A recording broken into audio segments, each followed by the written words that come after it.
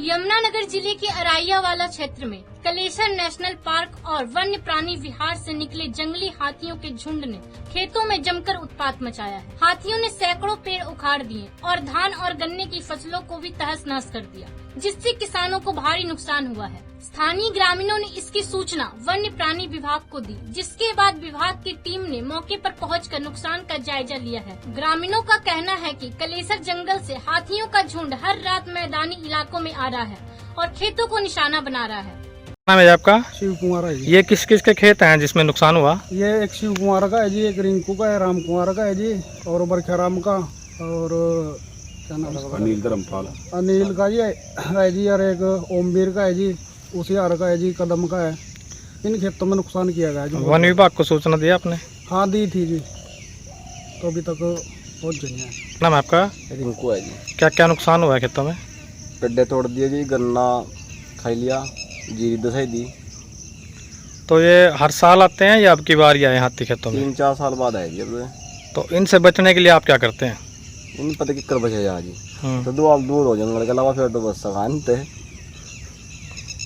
क्या नाम है आपका? ओमवीर जी। कौन सा गाँव? रहीवाला जी। ये जो हाथियों ने नुकसान किया है, किस किस चीज़ का नुकसान किया है? ये गन्ना का नुकसान किया है जी, गन्ना खाया है काफ़ी जी, और जी जीरी भी बहुत नुकसान कराया है जी, 10 दे फिरे, और जी पूरा नुकसान किया है इन्होंने। पपल के पेड़ भी जी उखाड़े जी, जड़ से तोड़े भी है जी। कितने खेत होंगे जिनमें हाथी फिर गए? हाथी जी कम से कम जी 5-7 किले हैं जी, जिसके अंदर घूमे रात का नुकसान कर गए जी। 10-15। ये खेत में जो टपरी बनाई थी आपकी थी जी। ये यहाँ पे हाथी आए बताया जा रहा है, तो किस टाइम की बात है? 12 बजे। आप यहीं थे उस टाइम? जी। क्या हुआ था?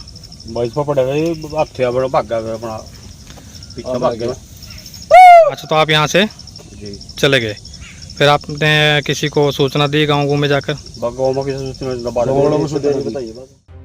मौके पर पहुंचे वन्य प्राणी रक्षक सुमित ने बताया कि उन्होंने खेतों का निरीक्षण किया और पाया कि जंगली हाथियों ने काफी नुकसान पहुंचाया है। उन्होंने ग्रामीणों को रात के समय सावधानी बरतने की सलाह दी, जैसे कि आग जलाना, पटाखे फोड़ना, लाइट का इंतजाम करना और शोर मचाना। इन उपायों से हाथी खेतों की ओर नहीं आएंगे और डरकर जंगल की ओर लौट जाएंगे।